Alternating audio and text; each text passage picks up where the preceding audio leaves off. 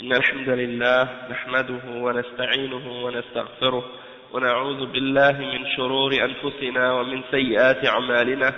من يهده الله فلا مضل له ومن يضلل فلا هادي له، وأشهد أن لا إله إلا الله وحده لا شريك له، وأشهد أن محمدا عبده ورسوله. يا أيها الذين آمنوا اتقوا الله حق تقاته ولا تموتن إلا وأنتم مسلمون. يا أيها الناس اتقوا ربكم الذي خلقكم من نفس واحدة وخلق منها زوجها وبث منهما رجالا كثيرا ونساء، واتقوا الله الذي تساءلون به والأرحام إن الله كان عليكم رقيبا. يا أيها الذين آمنوا اتقوا الله وقولوا قولا سديدا يصلح لكم أعمالكم ويغفر لكم ذنوبكم، ومن يطع الله ورسوله فقد فاز فوزا عظيما. وإن خير الكلام كلام الله، وخير الهدي هدي محمد صلى الله عليه وسلم، وإن شر الأمور محدثاتها، وكل محدثة بدعة، وكل بدعة ضلالة، وكل ضلالة في النار. أما بعد. Donc on continue dans l'explication du hadith qu'on a commencé à expliquer hier, Ad-Din al-Nasiha, et c'est le hadith numéro 7 dans les 40 hadiths de l'imam al-Nawawi.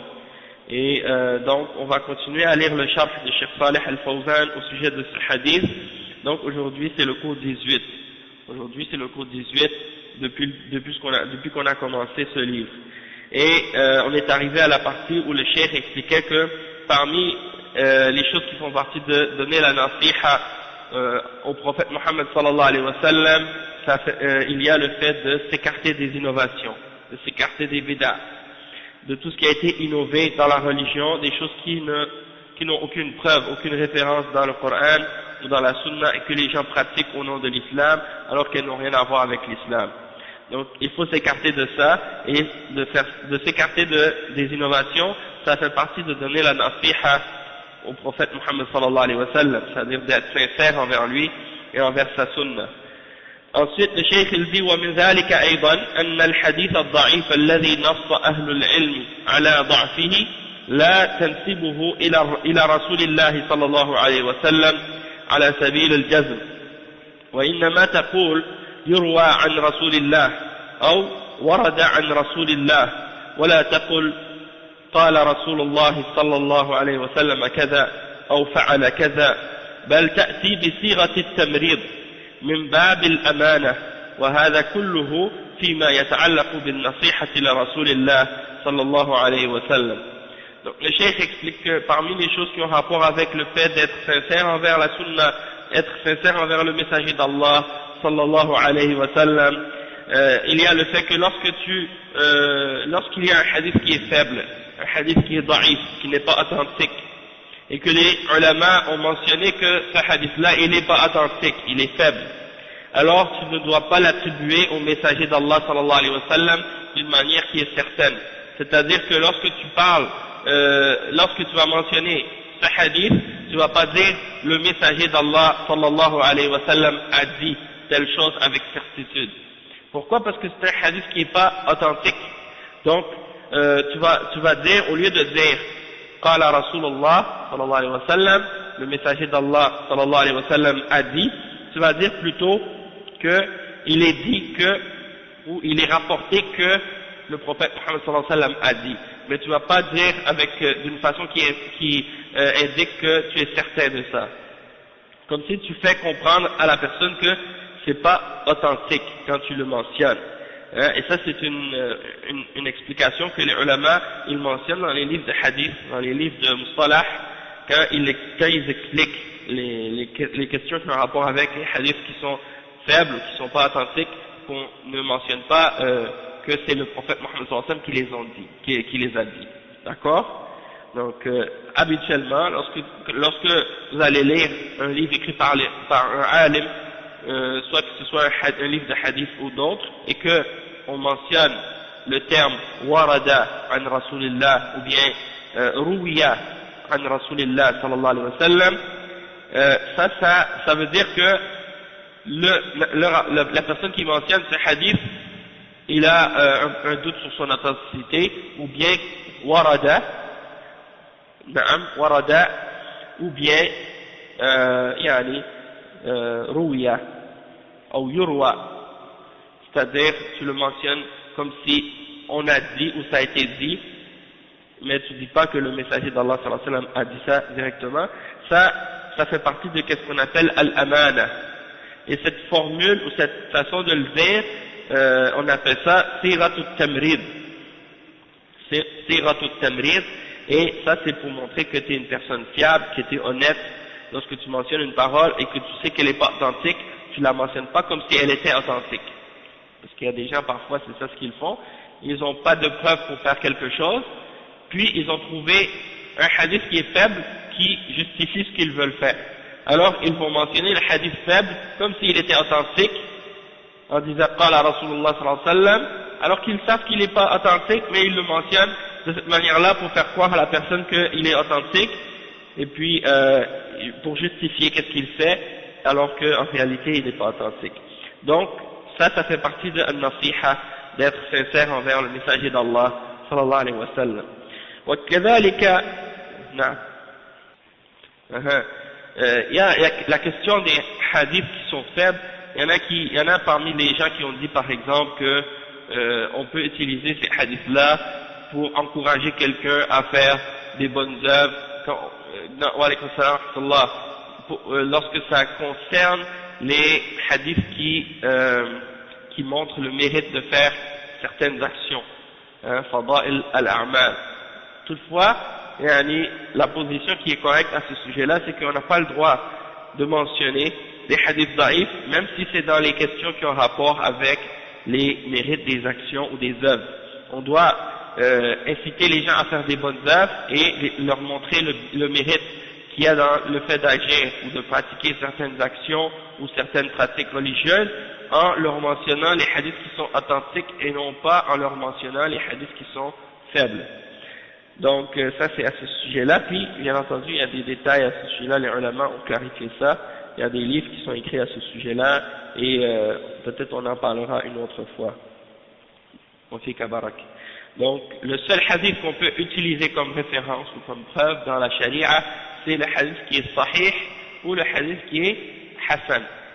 Mais à part ça, on ne peut pas utiliser le hadith qui est en dessous de ce degré-là, on ne peut pas les utiliser.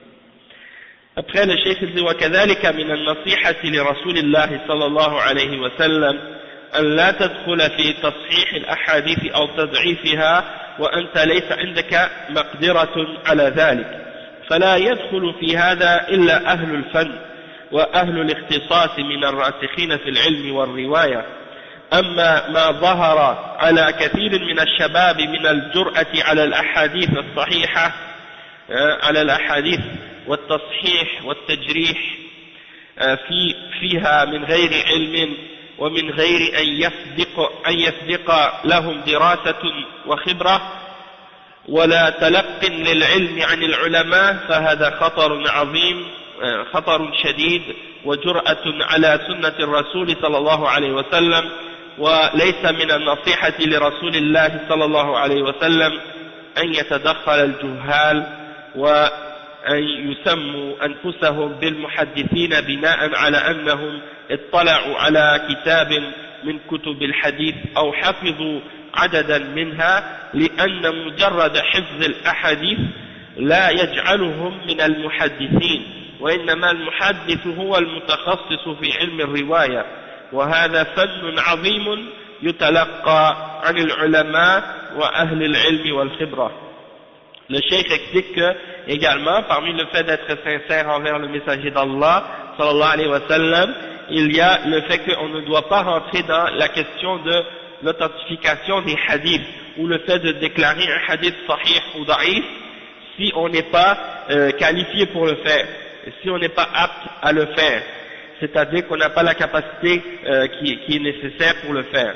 Donc tu rentres pas dans ce domaine-là, excepté si tu fais partie des gens qui sont qualifiés pour faire ce travail, et qui sont spécialisés dans ce domaine parmi les savants qui sont fermement ancrés dans la science et dans la transmission des hadiths et dans tout ce qui a rapport avec les sciences du hadith.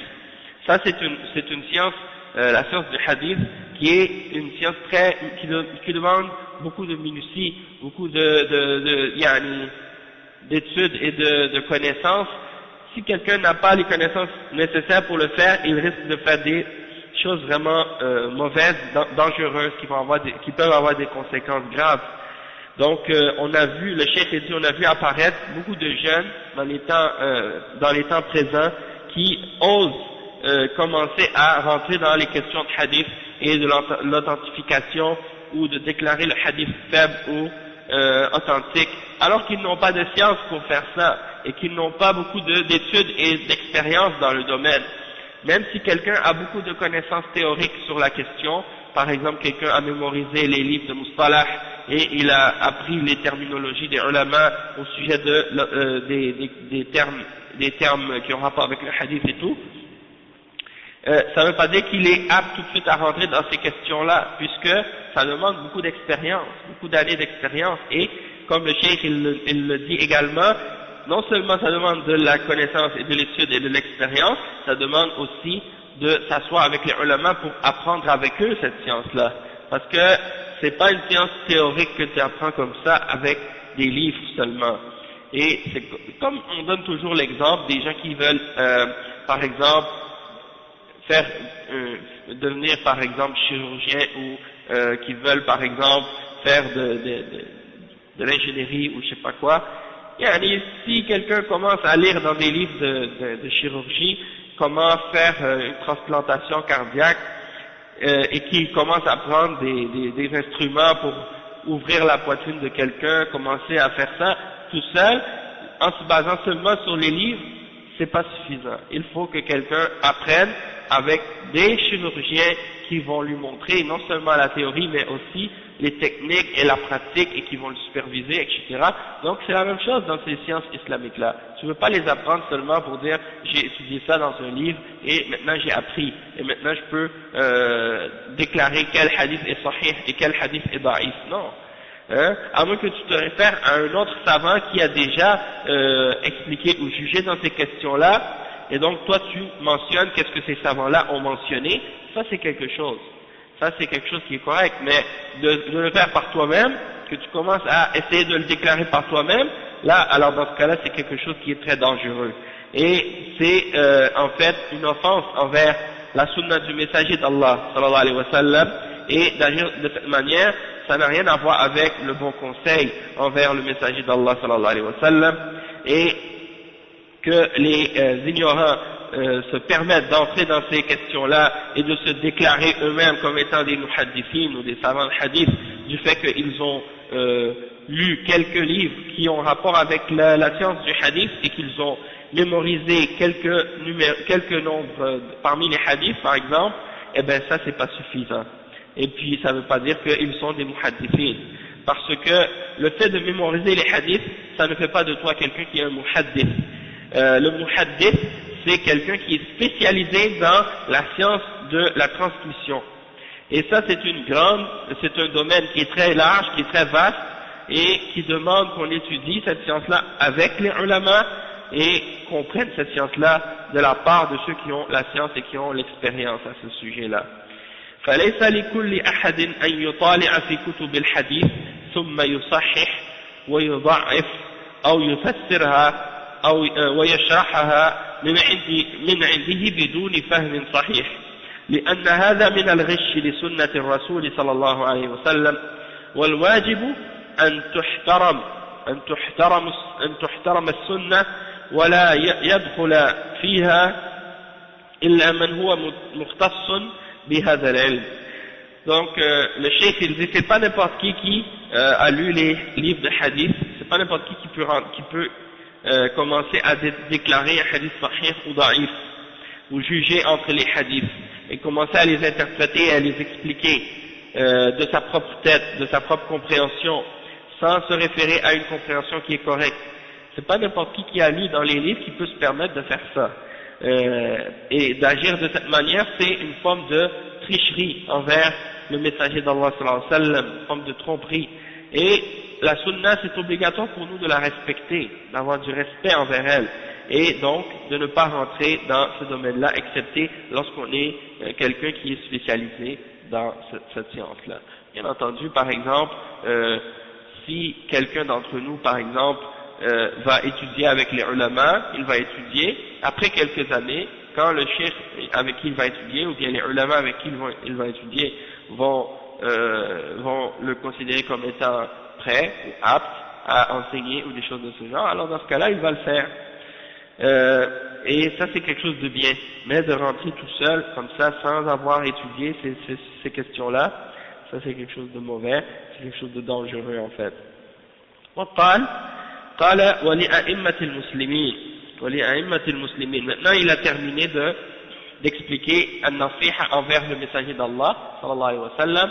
Maintenant il passe à un autre aspect de an-nasiha, de donner la nasiha aux dirigeants des musulmans. ولأئمة المسلمين المراد بأئمة المسلمين ولاة الأمور والنصيحة لهم تكون باعتقاد ولايتهم والسمع والطاعة لهم بالمعروف والقيام بالمهام والأعمال التي يسندونها إليك فالموظف والمدير والمدرس والقاضي والمفتي وكل من ولي عملا من أعمال المسلمين والله ولي الأمر عليه فإنه يجب عليه النصيحة فيه بأن يقوم به على الوجه المطلوب فإن نقص أو قصر فإنه ليس ناصحا لولاة الأمور لأنهم ائتمنوه على هذا العمل فلم يقم به أو تهاون فيه. Donc, la prochaine explication, c'est à propos des dirigeants et d'être sincère envers eux. Et le cheikh, il dit qu'est-ce qu'on veut dire par les a'imma. Le mot a'imma, c'est le pluriel du mot imam. Et imam, on peut l'utiliser pour désigner plusieurs choses. On peut l'utiliser pour désigner celui qui dirige la prière à la mosquée. On peut l'utiliser aussi pour désigner le chef d'un État ou le président ou le roi ou quelque chose comme ça. Et on peut l'utiliser également pour désigner un grand savant de l'islam qui avait, disons, une grande science et qui est considéré comme une référence. On peut l'appeler un imam. Hein. Souvent quand on va parler des grands savants de l'islam, on va dire l'imam un tel. Hein.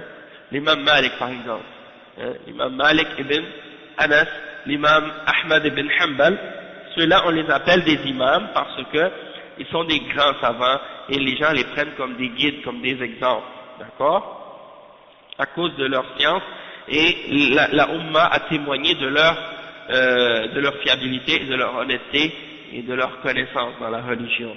Donc on les appelle des imams et le pluriel du mot imam c'est a'imma. Et dans le hadith, le prophète sallallahu alayhi wa sallam, il dit « Wali a'immatil muslimin », c'est-à-dire envers les dirigeants des musulmans. Et donc ici, il parle en particulier, comme on l'a dit, de « Wulat al-umur ». Wulat al-umur, c'est-à-dire ceux qui sont chargés des affaires des musulmans et qui sont responsables des affaires des musulmans, c'est-à-dire les dirigeants et ceux qui ont une responsabilité dans ce sens-là. Donc, d'être sincère envers eux, ça veut dire quoi? Ça veut dire que tu crois premièrement que ce sont des dirigeants, tu reconnais leur autorité, tu reconnais leur pouvoir, et tu les écoutes et tu les obéis dans le bien. Hein? Ça aussi, ça fait partie de l'obéissance au messager. Le prophète sallallahu alayhi wa sallam, il a dit, celui qui m'obéit, il a obéi à Allah, et celui qui obéit aux dirigeants, il m'a obéi. Et celui qui m'a désobéi, il a désobéi à Allah, et celui qui a désobéi aux dirigeants, il m'a désobéi. Donc d'obéir aux messagers, d'obéir aux dirigeants, ça fait partie d'obéir au messager d'Allah, sallallahu alayhi wa sallam, tant que tu lui obéis dans ce qui est bien, dans ce qui est permis dans la charia. Si il leur donne de faire un péché, ou de faire quelque chose de haram, dans ce cas-là, dans cet aspect-là en particulier, tu dois lui désobéir puisqu'il t'ordonne de faire ce qui est haram. Mais en dehors de ça, tu dois continuer à lui obéir dans tout ce qui est bon. De la même façon que ton père ou ta mère, si elle t'ordonne de faire quelque chose, tu dois leur obéir parce que ce sont tes parents, et Allah nous ordonne d'obéir à nos parents. Toutefois, s'il nous ordonne de désobéir à Allah, ou de faire quelque chose que Allah et son messager sallallahu alayhi wa sallam nous ont interdit de faire, alors dans ce cas-là, on n'a pas le droit de leur obéir dans cette chose-là en particulier, puisque on n'a pas le droit d'obéir à une créature dans la désobéissance du Créateur. Donc, le cheikh il dit donc que, premièrement, c'est de croire en leur autorité, que ce sont les dirigeants, de les écouter et de leur obéir dans le bien, et de prendre nos responsabilités vis-à-vis d'eux lorsqu'ils nous ont chargés d'un travail quelconque. Donc, si le dirigeant ou le responsable des musulmans dans un pays musulman a donné à un musulman en particulier ou à certains musulmans une responsabilité ou une tâche ou un travail à faire, eh bien, il faut que cet employé-là et cet individu-là respecte ce travail et il le fasse comme il faut et correctement. Comme par exemple, quelqu'un qui est un muwazzaf, comme on dit en français, un fonctionnaire, quelqu'un qui travaille pour l'État, eh bien, il a une responsabilité devant Allah subhanahu wa ta'ala et devant le dirigeant qui l'a chargé de remplir cette tâche-là, d'être honnête et de faire son travail de la meilleure façon. Hein? Et le directeur également qui a été désigné par le dirigeant, ou bien le professeur, ou le juge, ou le mufti, ou n'importe quel individu dans la société qui a été désigné par le dirigeant pour accomplir un travail ou une tâche pour les musulmans, alors dans ce cas-là, il est obligatoire pour lui d'être sincère dans ce travail-là et de remplir ce travail-là de la manière qui lui est demandée. Et s'il a des manquements dans ce travail-là, ou si il manque à ses responsabilités dans son travail, alors dans ce cas-là, il n'est pas sincère envers les dirigeants dans ces manquements-là qu'il a. Parce que ces dirigeants-là lui ont donné cette tâche et lui ont fait confiance. Ils lui ont donné cette tâche, ils lui ont donné cette amana, et lui, il n'a pas fait qu'est-ce qu'il devait faire ou bien il l'a pas fait de la façon qui est correcte, et il a pris ça, disons, il a négligé dans son travail. Par exemple, quelqu'un qui a un travail, une responsabilité, et puis, par exemple, il fait pas attention pour arriver à l'heure à son travail, il fait pas attention pour respecter les heures, il fait pas attention pour, il passe son temps au téléphone au lieu de faire son travail, il parle au téléphone ou bien sur MSN ou bien je sais pas quoi avec son ordinateur. Il fait pas les tâches qu'on lui a demandé de faire, ou bien il fait par exemple une sorte de corruption, par exemple un service qu'il est supposé de donner gratuitement, il va demander à des gens de lui donner de l'argent pour ça. Ça c'est des exemples de riches, et ça c'est quelque chose qui n'est pas permis, bien entendu. Après le cheikh dit وكذلك من النصيحة لولاة الأمور مناصحتهم عن بعض الأخطاء التي تحصل ولا يعلمون عنها فيبلغون بها إن كانت من غيرهم وإن كانت منهم يبين لهم خطأهم فيها إن كانت من غيرهم وإن كانت منهم يبين لهم خطأهم فيها ولكن لا يكون هذا في المجالس أو على المنابر وإنما هذا يكون بين الناصح وبين ولي الأمر إما مشافهة وإما كتابة وإما بأن يوصي من يتصل به وينبهه على ذلك فليس من النصيحة لولاة الأمور الكلام فيهم في المجالس أو في غير ذلك لأن هذا من الخيانة لولاة الأمور وإن كان عندهم تقصير فليس من النصيحة أن تشهر بأخطائهم عند الناس لأن هذا يجر شرا بل النصيحة أن تبلغهم إن استطعت ذلك وأن تبلغهم بالواسطة فإن عجزت عن إبلاغهم مباشرة أو بالواسطة فإن الواجب أن تسكت لأنك معذور. Le cheikh il explique aussi que parmi les choses qui ont rapport avec le fait d'être sincère envers les dirigeants, c'est que tu dois leur donner le bon conseil au sujet de certaines erreurs qui peuvent se produire. Donc, s'il y a des problèmes ou des questions ou des erreurs qui se produisent et que eux, les dirigeants, ne sont pas au courant, il faut les informer de ces problèmes-là et de ces erreurs-là. Soit que tu vas, comme le chef il va l'expliquer, soit que tu vas leur faire part d'une erreur de la part de quelqu'un d'autre. Quelqu'un qui fait une erreur, tu vas aller voir le dirigeant pour lui en informer, pour corriger cette erreur-là, ou bien si cette erreur-là est en lui-même, eh bien dans ce cas-là, tu t'en vas pour lui donner le nasiha en privé, entre toi et lui. Pas devant tout le monde dans l'assemblée, ou bien sur le minbar. Il y a des gens comme ça des fois, certains imams dans certaines mosquées, ils montent sur le minbar et puis ils commencent à parler des dirigeants, les péchés qu'ils ont faits ou les fautes qu'ils ont fait ou les erreurs qu'ils ont fait. Ils disent un tel président, un tel roi, un tel personne, il a fait ça, il a fait ça, il a fait ça, hein, et ça c'est pas permis de faire ça et ça n'a pas rapport avec la nasiha. Yarhamukallah. Le prophète sallallahu alayhi wa sallam nous a enseigné que lorsque tu veux donner la nasiha aux dirigeants, tu dois lui donner la nasiha en privé, en personne, et non pas en public devant tout le monde. Ça c'est très important, surtout qu'à l'époque actuelle, il y a des groupes islamiques qui ont basé leur système ou leur da'wa sur le fait de critiquer publiquement les dirigeants. Et ils se basent là-dessus pour rassembler les masses et les foules et appeler aux manifestations ou appeler au coup d'État ou à des choses de ce genre. Et tout ça c'est en opposition avec l'islam et avec la sunna, et tout ça c'est en opposition aussi avec le fait de donner la nasiha aux dirigeants. Hein. Donc le cheikh il dit, soit que tu lui dis directement, mushafaha, tu lui dis verbalement, tu vas aller voir si tu es capable, sinon tu lui écris, hein, ou bien tu vas charger quelqu'un, tu vas demander à quelqu'un de lui transmettre cette nasiha de ta part pour lui en informer. D'accord? Et donc ça c'est très important de comprendre ça, mais en ce qui concerne, hein, même à Montréal, il y a certains imams comme ça, ils vont sur le minbar, ils commencent à insulter les dirigeants, parler contre eux, dire des choses contre eux. Hein.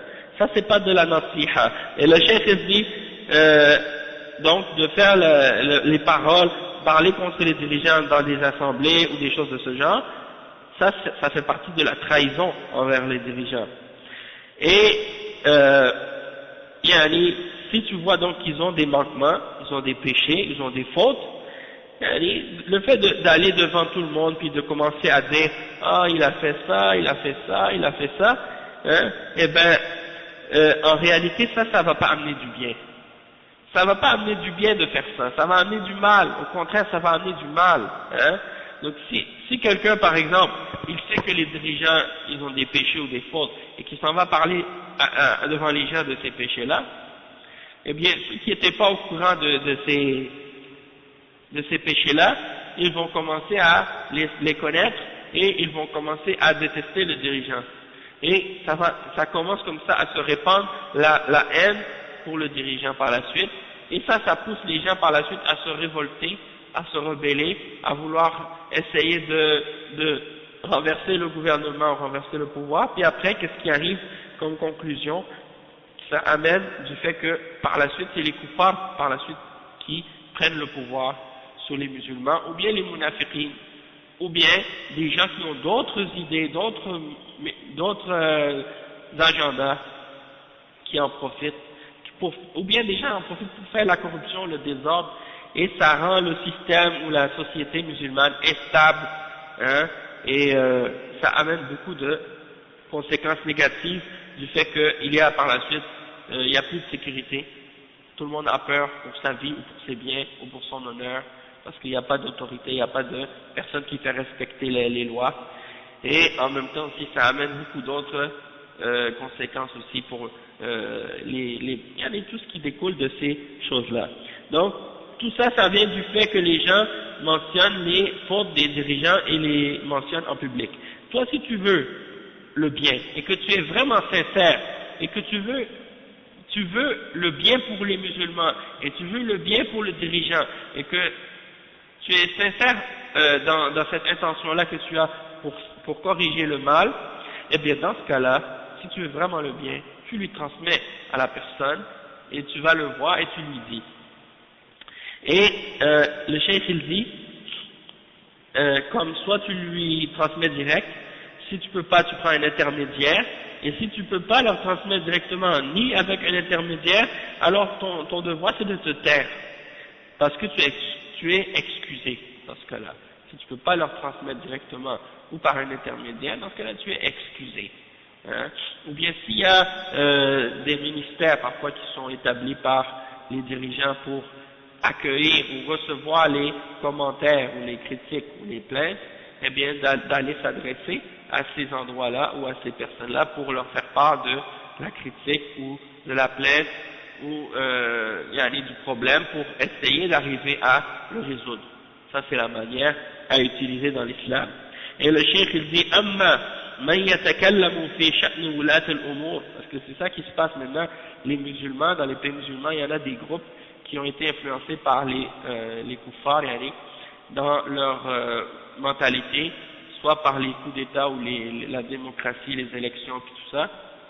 Ils disent on veut avoir un autre dirigeant, on veut plus celui-là, on veut le changer. Hein. Ici, par exemple, les kuffars, à chaque 4 ans, ils changent de dirigeant, des fois même avant 4 ans. Ils en élu un, le lendemain, après l'élection, ils commencent déjà à les critiquer. D'accord? Alors pourquoi ils l'ont changé? Hein? C'est comme si ils jouent à la chaise musicale. Et comme je disais à un frère dernièrement, j'étais assis avec des frères, je parlais, je dis, la démocratie en fait c'est comme une femme, elle dit, moi, je suis marié avec mon mari, mais je ne vais pas rester plus que 4 ans avec lui parce que je vais trouver un meilleur.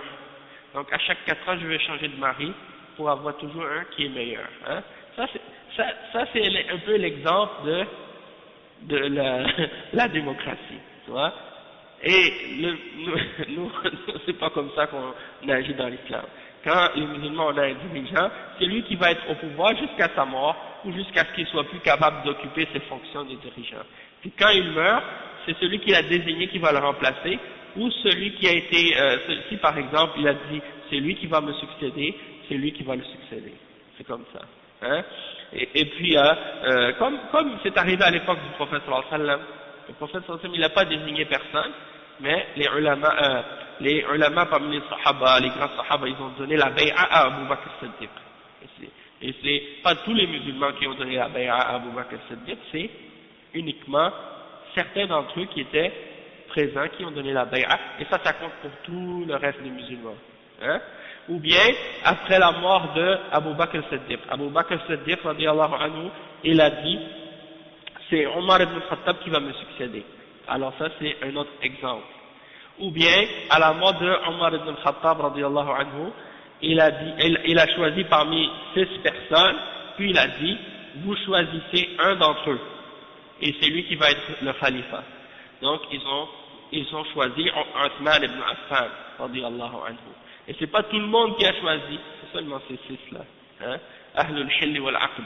Ou bien, Ali ibn Abi Talib, la même chose. Donc, ça c'est les façons comment on choisit le dirigeant, et une fois qu'il est là, qu'il est le khalifa, ou qu'il est le dirigeant, ou qu'il est le roi, ou qu'il est le président, il reste en président jusqu'à ce qu'il meure.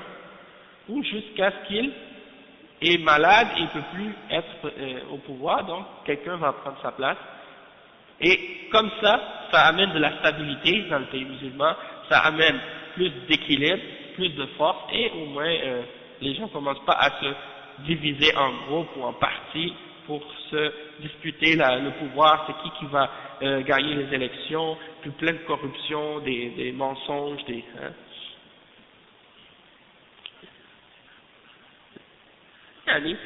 Oui, c'est ça, exactement. Exactement. C'est-à-dire, regardez, comme le frère, qu'est-ce qu'il mentionne.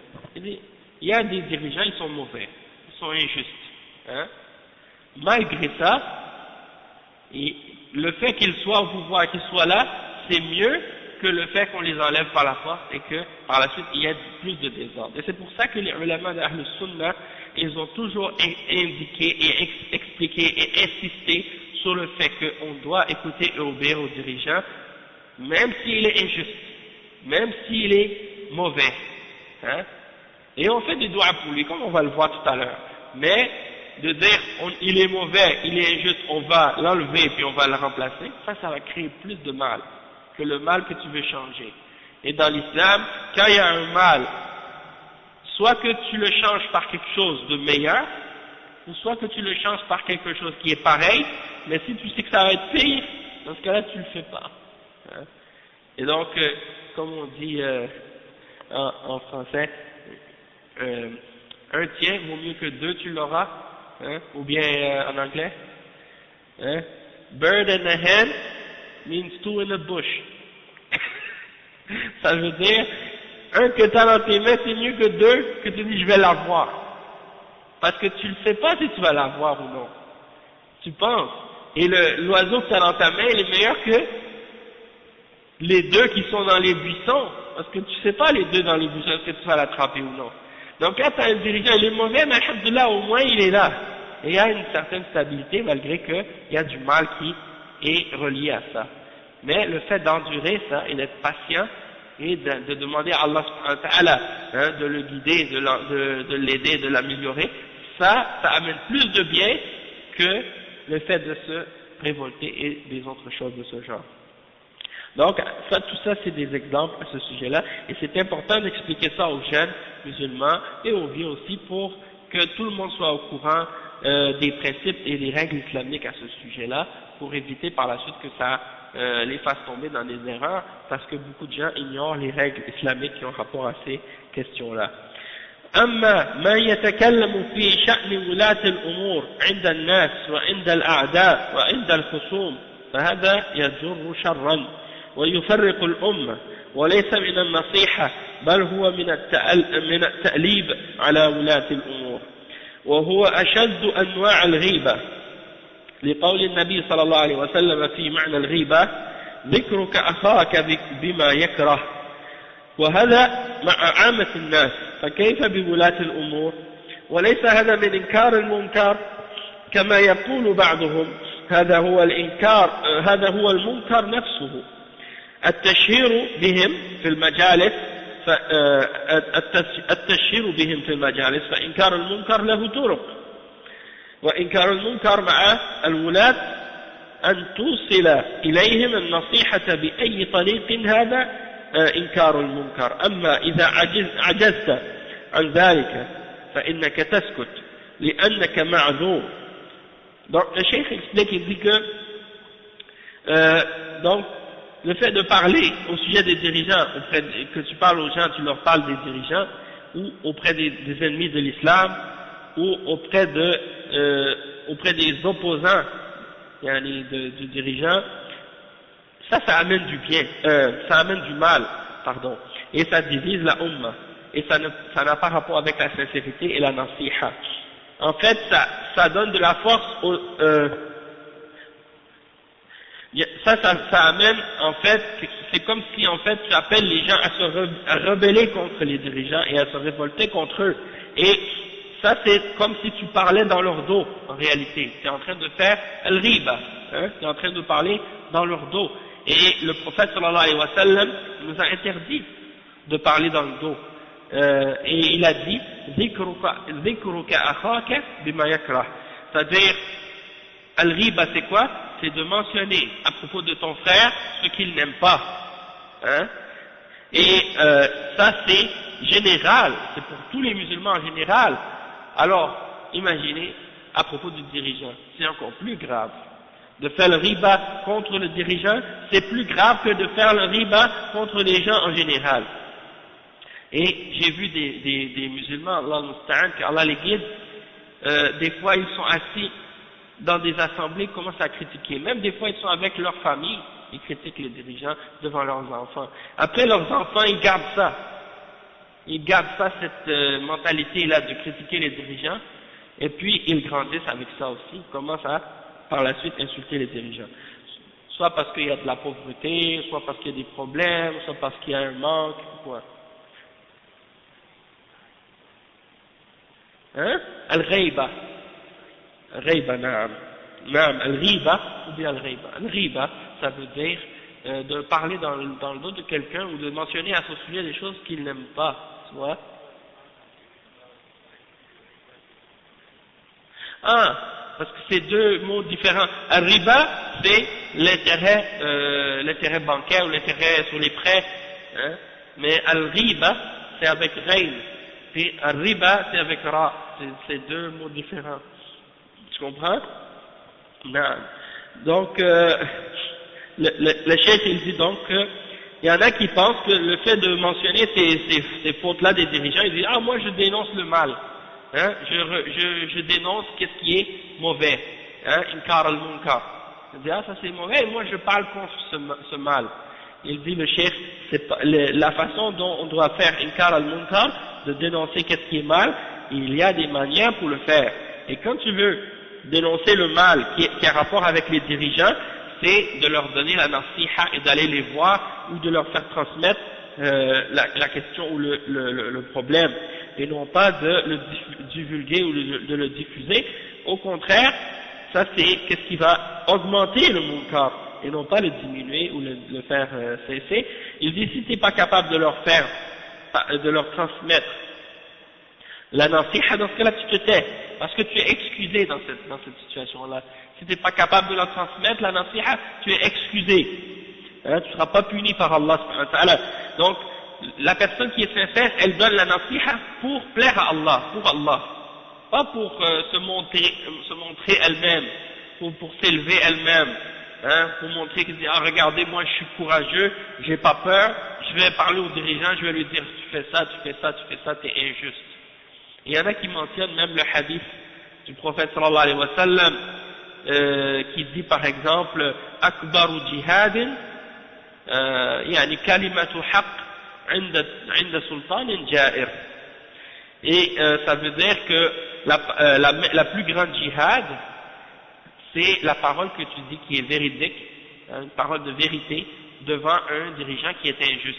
Donc ils disent, ça c'est la preuve que il faut dire les fautes des dirigeants puis dénoncer leurs faussetés et leurs mensonges. Sauf que ce hadith-là, il est clair, il dit « Inda sultan », Inda sultan, c'est-à-dire que tu es en sa présence, que tu lui dis ça devant lui. Pas que tu es à des kilomètres assis dans un endroit ou bien sur le même bar, tu commences à critiquer, à insulter. Ça, c'est pas le hadith, c'est pas ça qu'il nous dit, et c'est pas ça le plus grand djihad. Le plus grand djihad, c'est que tu es devant un dirigeant injuste, il est devant toi, et là tu lui dis, tu ne dois pas faire ça, tu dois craindre Allah, tu dois craindre Allah, et là, tu sais qu'il est capable de te faire couper la tête s'il veut, et que tu le dis quand même. Hein. Et ça c'est quelque chose, mais tu le fais pas pour te montrer, pour que les gens voient, ah regardez, il est courageux, non, tu le fais parce que tu crois que c'est une responsabilité que tu as, que tu dois le faire pour Allah, pour plaire à Allah et pour amener le bien, pour corriger ce dirigeant-là, pour son bien à lui et pour ton bien à toi aussi, et pour le bien de tous les musulmans. Inda, Ain, Noun, Dal, Inda Sultanin Ja'ir. Donc, il n'y a pas d'argument pour ces gens-là. Et donc, le cheikh, il explique, il dit, si tu n'es pas capable, tu te tais. Et le fait de mentionner leurs fautes ou de parler contre eux, ça ne fait pas partie de Inkar al-Munkar, et ça ne va rien amener. Le cheikh, il dit, هذا لا يجدي شيئا بل هذا يزيدهم حقدا ويزيدهم غيظا على رعيتهم فتحصل المفاسد أو أنهم يتسلطون على الدعاة وعلى طلبة العلم ويتسلطون عليهم بسبب هذا الكلام الذي يقال وينشر فيجر ذلك شرا على الأمة وهذا ليس من النصيحة لولاة الأمور ولا من إنكار المنكر. Le cheikh il dit que au contraire ça va faire en sorte que les dirigeants, lorsqu'on commence à parler contre eux comme ça, ils vont avoir de la haine et de la rancune contre la population, et contre les musulmans et contre les gens, et ça va les remplir d'une rage contre les gens, qui va faire que beaucoup de mal va se produire par la suite comme conséquence, et aussi ils vont écraser par la suite ceux qui veulent faire la da'wa et qui veulent appeler à l'islam, hein, ils vont être peut-être opprimés ou comme on dit ils vont avoir de la pression de la part des dirigeants par la suite à cause de ces paroles-là qui sont dites et qui sont diffusées, et ça va amener aussi du mal contre les tulab al-ilm qui veulent enseigner aux gens l'islam. Et on a vu ça dans les pays musulmans, lorsque certains, au nom de la da'wa ou au nom de l'islam, commençaient à insulter ou à parler contre les dirigeants et des choses de ce genre, eh bien par la suite le dirigeant il a fermé la porte à la da'wa, il laisse plus personne parler. Et après, qu'est-ce qui arrive? Eh ben, les gens restent par la suite dans l'ignorance, ils ne peuvent plus écouter des douro sur l'islam, ils ne peuvent plus entendre des cours sur la religion, et etc. Donc, tout ça, c'est les conséquences du fait que des gens ont dépassé la limite de la charia et qu'ils sont tombés dans des genres de choses qui sont haram comme ça. Donc, le cheikh, il dit, ça n'a rien à voir avec la nasiha, au contraire, ça n'a rien à voir avec le fait de dénoncer le munkar. Et le cheikh il dit ensuite وكذلك من النصيحة لولاة الأمور الدعاء لهم بالصلاح لأن صلاحهم صلاح للأمة أما الذي يدعو عليهم لأن بعض الناس أو الذي عنده غيرة شديدة مع جهل يدعو عليهم وهذا ليس من النصيحة الواجب الدعاء لهم بالصلاح والاستقامة ويدعى لهم في الخطب ويدعى لهم في المجالس بالصلاح لا تمدحهم بما ليس فيهم ليس المطلوب أنك تمدحهم أو تثني عليهم المطلوب أنك تدعو لهم بالصلاح والاستقامة والهداية.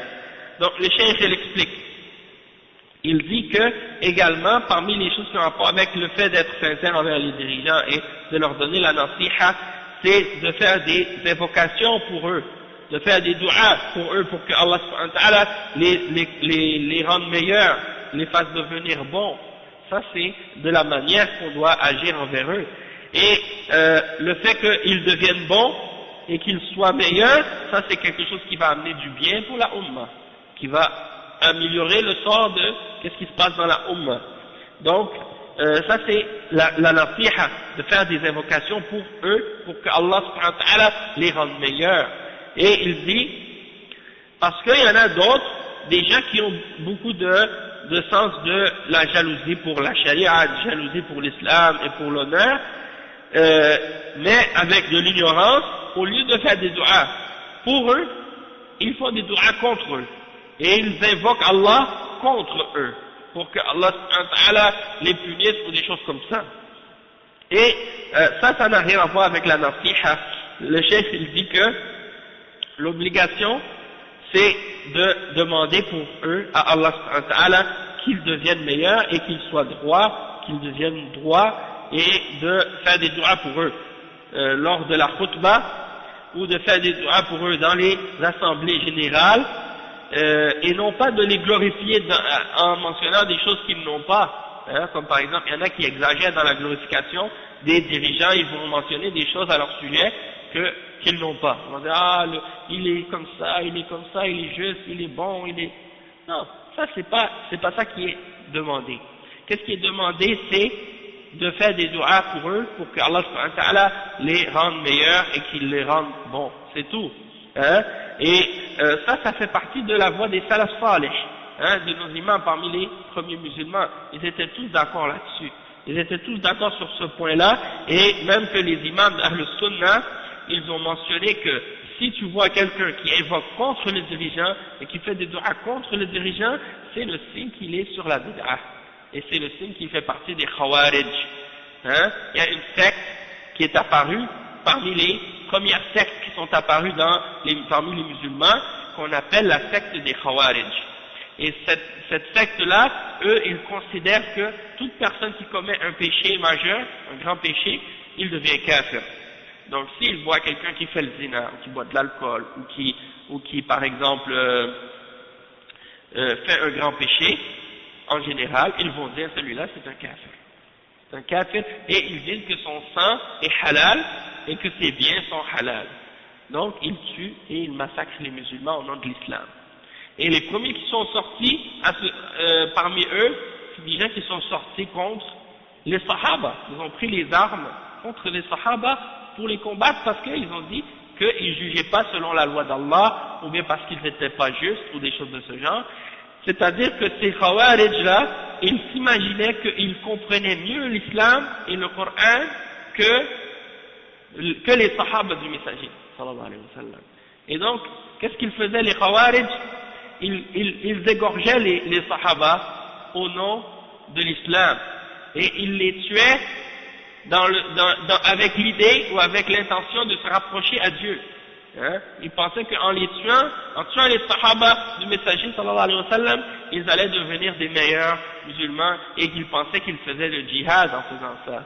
Hein? Et donc ça c'est des gens qui s'appellent les Khawarij, et leur caractéristique c'est ça, ils font le takfir des musulmans. Et non seulement ça, aussi ils prennent les armes contre le dirigeant.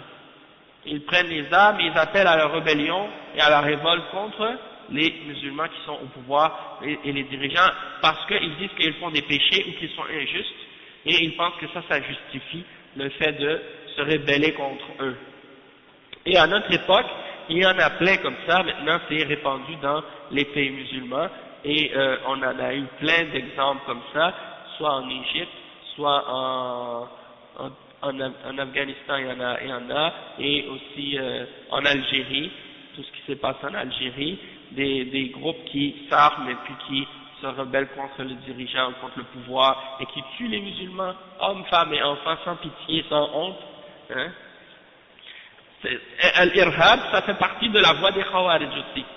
Le terrorisme, hein, qu'est-ce que ces gens-là font maintenant? De faire des attentats, de mettre des bombes, de tuer des innocents au nom de l'islam, soi-disant pour faire le djihad. Ça, premièrement, ça n'a rien à voir avec le djihad, parce que le djihad c'est pas comme ça. Hein? Le djihad c'est avec une armée organisée, puis préparée par le dirigeant, par le gouvernement.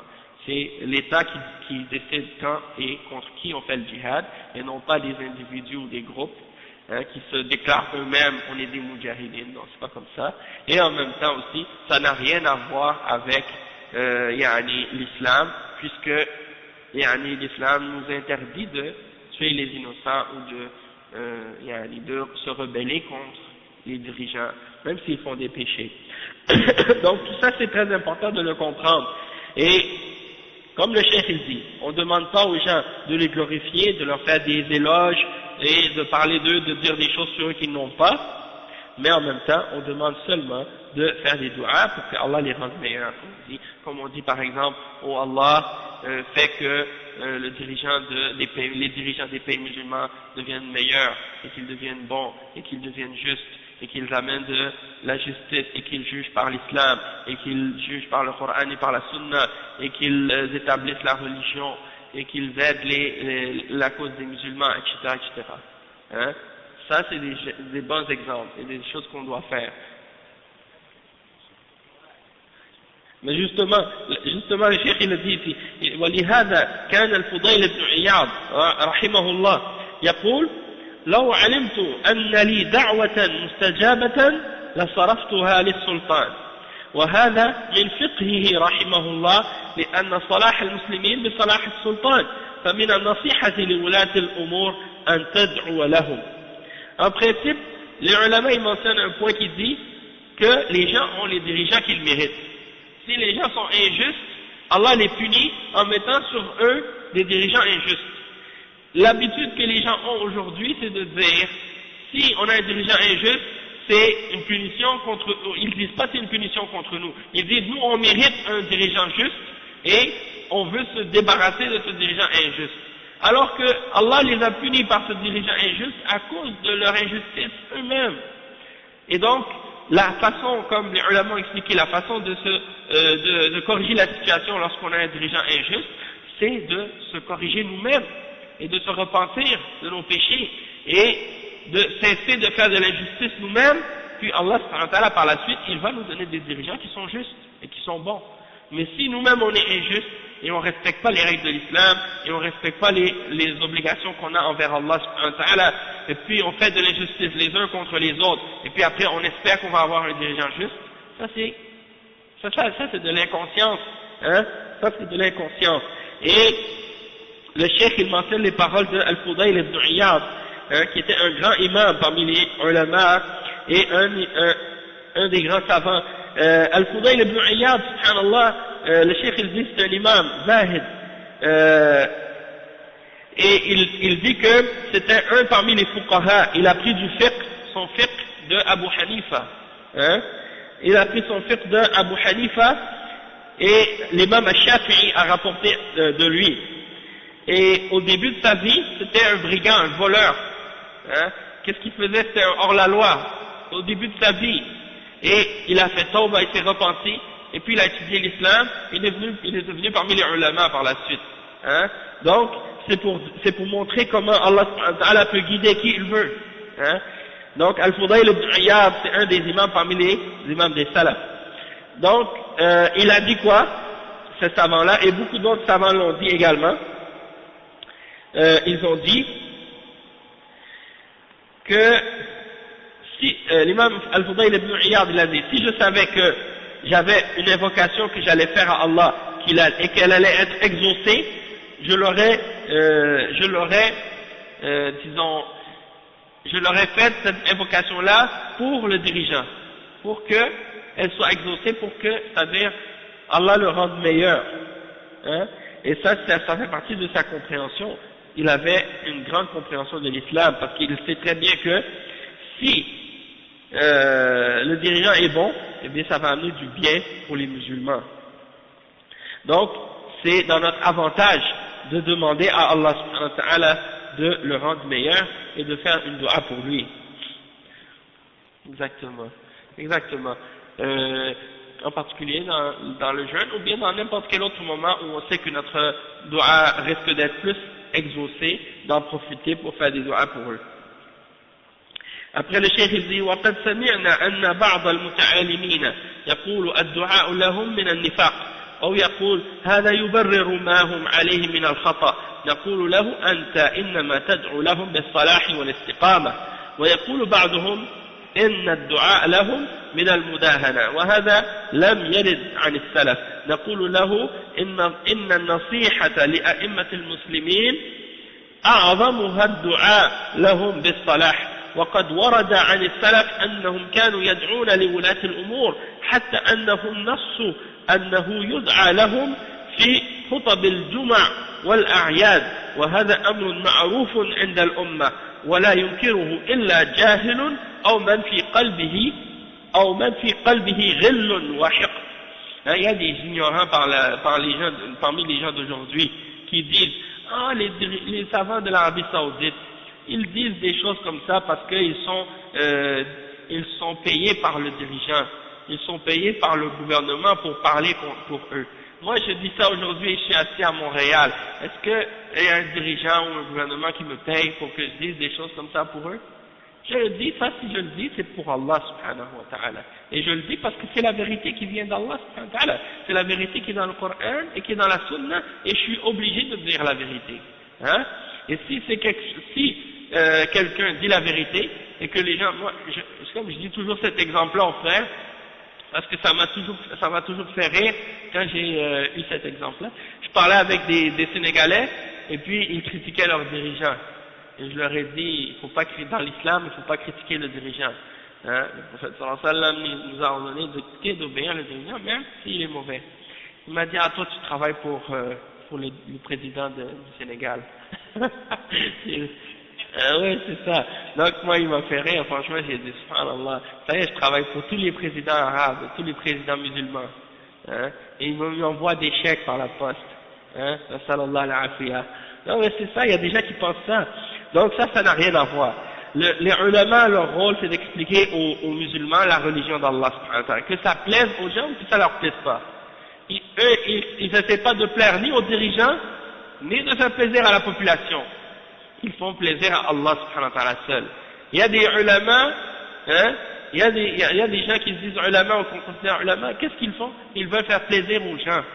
Ils veulent que les gens les aiment. Ils veulent être populaires. Alors, ils vont dire aux gens des choses pour que les gens les aiment. Et quand ils voient que, quand ils parlent contre les dirigeants, les gens sont contents, les gens aiment ça, alors ils parlent contre les dirigeants, pour avoir de la popularité, pour que les gens se mettent autour d'eux. Et ça, c'est pas de la voie des salaf salih. Ça, c'est pas la voie de ceux qui suivent le Coran et la Sunna. Mais, ça, c'est connu, que les juges et les gens qui sont dans des positions importantes, on leur donne des gros salaires pour justement que quelqu'un ne peut pas les acheter. Quelqu'un ne peut pas leur faire. Même ici, c'est comme ça. Même les juges des koufars qui jugent selon la loi des hommes, hein, ils sont payés très cher. Les policiers, ils ont quand même un bon salaire. Hein, les avocats, les juges. Pourquoi? Parce que, ouais, bon. Si tu veux les acheter, il faut que tu donnes beaucoup d'argent pour acheter un juge ici. Tandis que dans un pays où il y a par exemple plus de pauvreté, hein, quelqu'un il a un peu d'argent, il achète les juges, il achète les policiers, il achète tout le monde. Hein? A'udhu billah. Non, mais dans ces gens-là, premièrement, si ils craignent Allah subhanahu wa ta'ala, personne ne peut les acheter. Parce qu'ils sont sincères envers Allah avant tout. Et même si tu lui donnes des milliards de dollars, ils ne vont pas se détourner de la vérité, ni à gauche ni à droite. Hein? Ils vont dire qu'est-ce qui est dans le Coran et dans la Sunna, ils vont dire la vérité seulement. Mais en plus de ça, pour les encourager encore plus à rester dans la vérité, et que quelqu'un ne vienne pas commencer à jouer avec eux, on leur donne un salaire qui est suffisant pour eux, pour justement les aider et les protéger dans ce sens-là.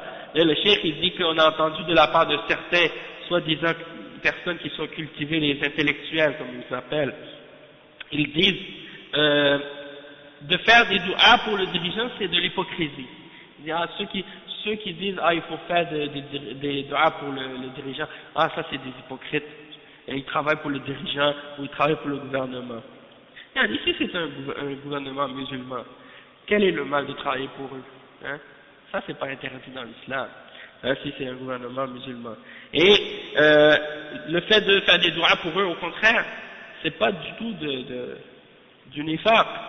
Hein, tu fais des doigts pourquoi? Pour que Allah les rende meilleurs. S'il y a quelqu'un, par exemple, un chrétien, tu demandes à Allah de le guider à l'islam, est-ce que ça veut dire que tu es un hypocrite? Non. Tu demandes à Allah de le guider à l'islam.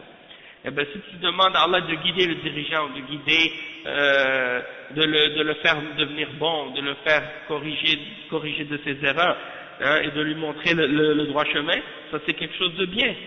Donc, il y en a qui disent, ça veut dire que tu l'innocentes, ou bien tu justifies tu es d'accord avec ce qu'il fait dans ses erreurs. Encore là, ça ne veut pas dire ça non plus. Il y en a d'autres qui disent que si tu fais des du'as pour eux, c'est comme si tu essaies de comme si, par exemple, al-mudahana, tu fais quelque chose pour avoir quelque chose en retour de leur part. Tu fais ça pour te rapprocher d'eux. Et que il y en a qui disent que c'était pas fait par les salafs de faire des doigts pour les dirigeants. Le cheikh il dit, la nasiha, d'être sincère envers les imams des musulmans et les dirigeants des musulmans, parmi les plus grandes manifestations de sincérité envers eux, c'est de faire des doigts pour eux pour que Allah les corrige. Et ça a été rapporté de la part des salafs qu'ils faisaient des doigts pour les dirigeants. Même que, il y en a qui ont indiqué que on fait des du'as pour eux même dans la khutbah et dans le Jumu'ah, dans la khutbah de Jumu'ah et dans les prières de Eid. On fait des du'as pour les dirigeants. Hein? Et ça c'est une chose qui est connue dans la Ummah, c'est connu. Et il n'y a personne qui rejette ça ou qui dénonce ça ou qui parle contre ça, excepté un ignorant ou quelqu'un qui a de la rancune ou de la haine dans son cœur. Ensuite, la dernière partie du hadith, c'est le hadith qui parle, c'est la partie qui parle de faire du bien ou de faire la nasiha à tous les musulmans en général. Et le cheikh il dit, قال وعامتهم النصيحة لعامة المسلمين تكون بالصدق في المعاملة. أما الذي يغش المسلمين في البيع والشراء والمعاملات فقد خانهم ولم ينصح لهم قال صلى الله عليه وسلم من غشنا فليس منا. Le cheikh il dit que d'avoir la nasiha envers les musulmans en général, ça veut dire d'être sincère et véridique avec eux lorsque tu fais des transactions ou des choses avec eux, comme que ce soit du commerce ou autre. Tu ne dois pas les tricher ou tromper dans les interactions que tu as avec eux. Celui qui triche ou qui les trompe, il a trahi, il les a trahis, et il n'a pas été sincère, il n'a pas été nasih avec eux. Et le prophète Muhammad sallallahu alayhi wa sallam a dit dans un hadith qui est authentique, rapporté par Muslim, selon Abi Huraira radiyallahu anhu, il a dit man ghashana falaysa minna. Celui qui nous trompe, il n'est pas de nous. Celui qui nous triche, il n'est pas de nous. Et il a dit ça dans le contexte où il passait dans un souk. Et dans le souk, il y avait des gens qui vendaient des marchandises, de la nourriture, des choses comme ça.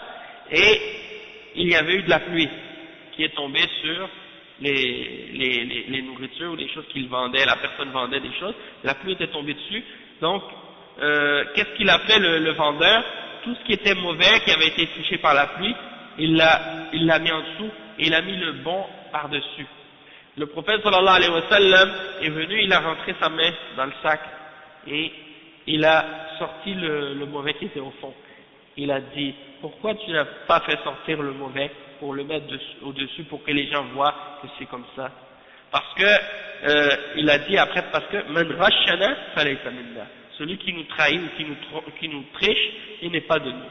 Donc, tu dois être honnête dans tes transactions et ne pas tricher ou tromper ou essayer de profiter des gens et des musulmans en particulier. Le cheikh il dit, parce que ici c'est man rashana, celui qui nous triche, qui nous trompe, n'est pas de nous. Dans une autre narration, ça dit man rasha laysa minna. C'est-à-dire, dans une autre narration, c'est général, qui trompe, quelqu'un qui trahit ou qui trompe en général, soit les musulmans ou les non-musulmans, il n'est pas de nous. وكذلك من النصيحة لعامة المسلمين دعوتهم إلى الله بدعوتهم إلى إصلاح ما عندهم من الخلل وبيان ما يجهلون من أمور دينهم. De même que parmi les choses qui font partie de la nasiha pour les musulmans, c'est de les inviter à Allah, de les appeler à Allah, de les appeler à qu'est-ce qui est bien, ou de leur clarifier des choses dans lesquelles ils ont des problèmes, des erreurs ou des manquements dans la religion. Tu leur clarifies ce qu'ils ignorent de la religion d'Allah subhanahu wa ta'ala, ça fait partie de la nasiha pour les musulmans. ومن النصيحة لهم أيضا الأمر بالمعروف والنهي عن المنكر بالطرق الشرعية، أما لو تركت المنكرات والأخطاء بدون أن تعالج فهذا من الغش، ولكن الإنسان يقوم بما يستطيع. قال صلى الله عليه وسلم من رأى منكم منكرا فليغيره بيده فإن لم يستطع فبلسانه فإن لم يستطع فبقلبه وذلك أضعف الإيمان. فأنت تنكر المنكر بحسب استطاعتك، إن كان لك سلطة وولاية تنكره باليد، وإن كان ليس لك سلطة تنكر باللسان بالبيان والدعوة، وإن كنت تقدر على ذلك تنكره بقلبك وتبتعد عن أهله وعن أماكن المنكر وتنجو بنفسك على الأقل. Donc le chef explique que également parmi les choses qui ont rapport avec la nasiha pour les musulmans en général, c'est de leur ordonner le bien et de leur interdire le mal par les façons, les manières qui sont légales en islam, de la façon qui est légale en islam.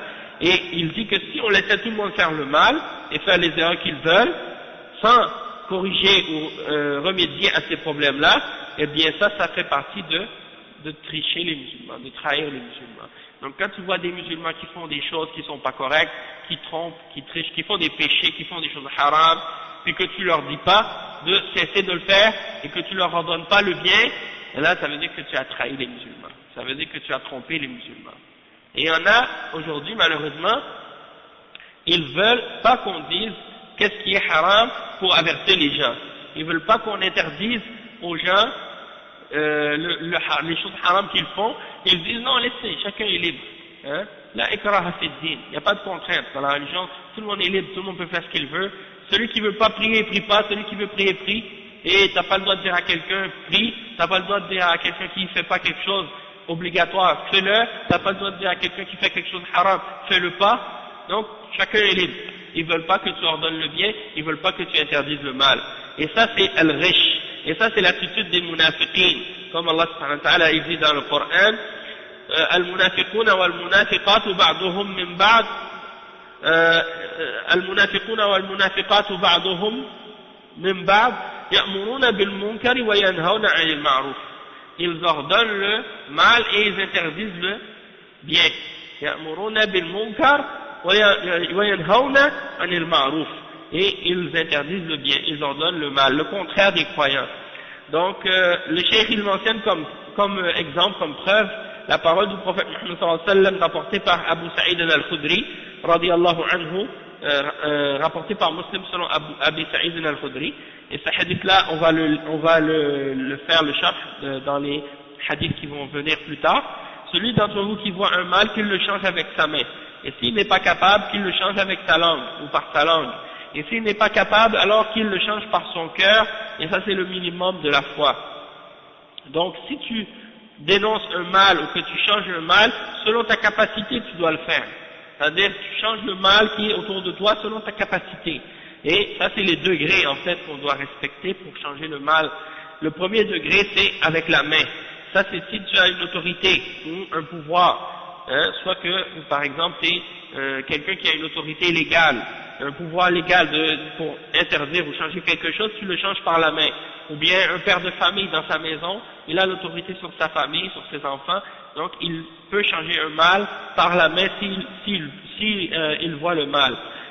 Non. Ça, par la main, ça veut dire par exemple que tu vois quelque chose qui est mauvais, puis tu l'arrêtes en utilisant la force. Ok? En utilisant la force, si c'est nécessaire. Bien entendu,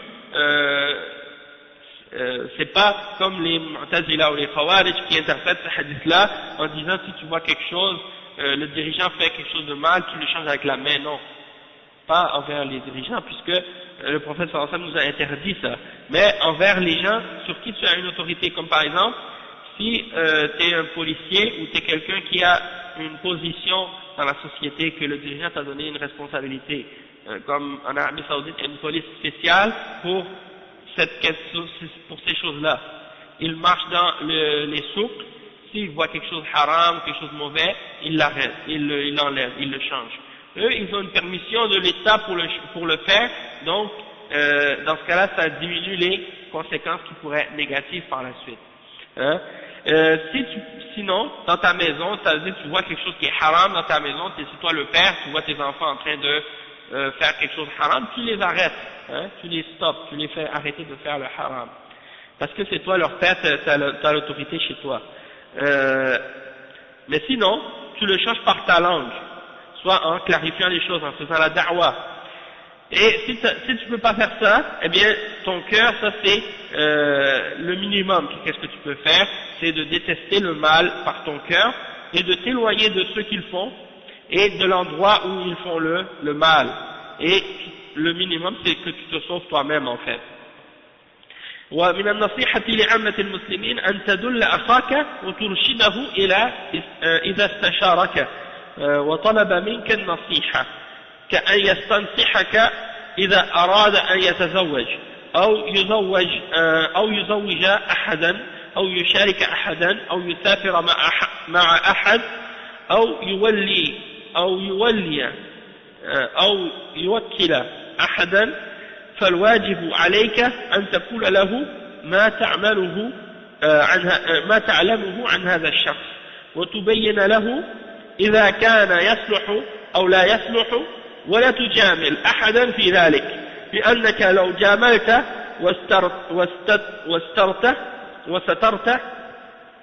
وسترت ما عند هذا الشخص الذي يستشيرك فيه صار هذا غشا لقوله صلى الله عليه وسلم من أشار على أخيه بأمر يعلم أن الرشد في غيره فقد خانه.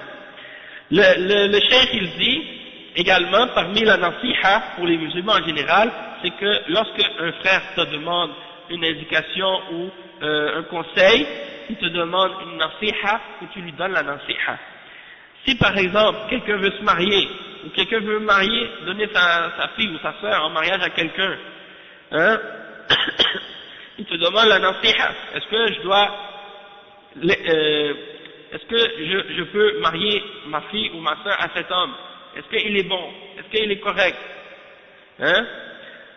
Ou bien est-ce que je peux prendre celui-là comme un partenaire dans un projet d'affaires? Ou bien dans un voyage que je veux faire, je vais prendre un compagnon, je vais voyager avec lui. Est-ce que tu me conseilles? Ou bien je vais prendre un tel comme responsable pour quelque chose, ou comme gérant pour moi, ou garant pour moi. Est-ce que tu me conseilles cette personne? Si toi tu sais quelque chose au sujet de cette personne qui est mauvaise, qui est mauvaise à son sujet, tu sais que c'est une personne qui n'est pas correcte, c'est ton obligation de lui dire. C'est ton obligation de lui dire la vérité que tu connais au sujet de cette personne. Parce que si tu le caches, tu as trahi cette personne, tu as trompé cette personne dans le bien. Ok? Et donc, c'est pas comme certains pourraient s'imaginer, c'est quelqu'un, je veux pas dire du mal de lui parce que je veux pas parler dans son dos. Dans ces questions-là, tu dois le dire. C'est pas si tu parles dans son dos, non. Tu es obligé de le dire. Parce que dans ce cas-là, c'est le bien qui vient de ça est plus grand que le mal que tu pourrais faire en parlant contre lui.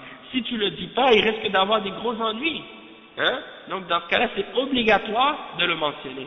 Et la même chose donc pour quelqu'un qui, t'imagines quelqu'un est venu demander la fille de quelqu'un, et toi tu sais que la personne c'est une personne qui est malhonnête ou qui est pas correcte, et toi tu sais qu'il est malhonnête, tu le caches, il va donner sa fille ou sa soeur à quelqu'un qui est mauvais, à cause de toi, parce que toi tu dis, ah non moi je veux pas parler dans le dos. Non, ça c'est obligatoire, ça rentre pas dans ces choses-là.